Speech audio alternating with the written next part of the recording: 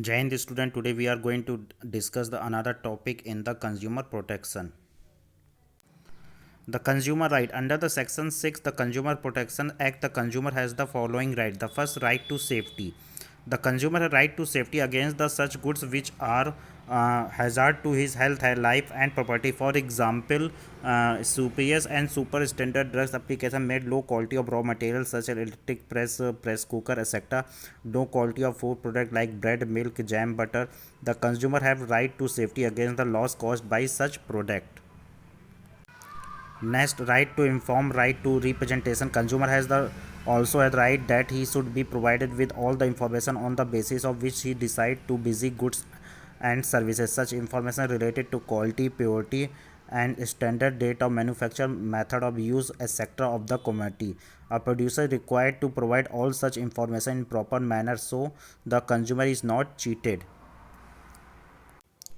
Next, right to choose. A consumer has absolute right to buy any goods or service of his choice from among the different goods services available in the market. In other words, no seller can influence his choice in unfair manner. If any seller does do so, it will be a deemed interference in his rights to choice. Next, right to hear.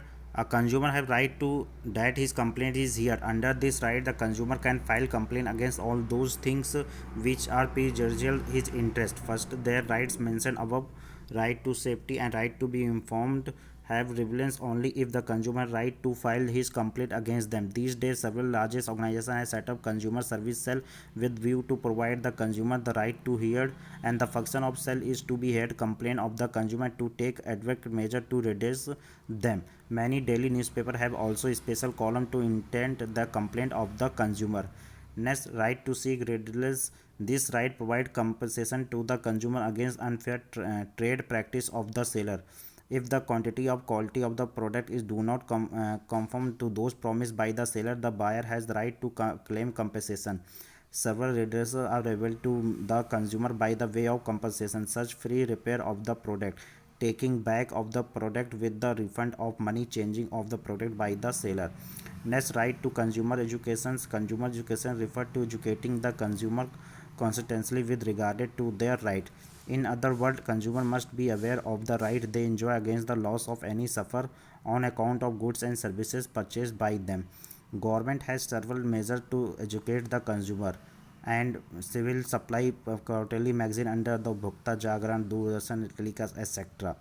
Right to basic needs. The basic needs means those goods with service which are necessary for the dignified living of a people.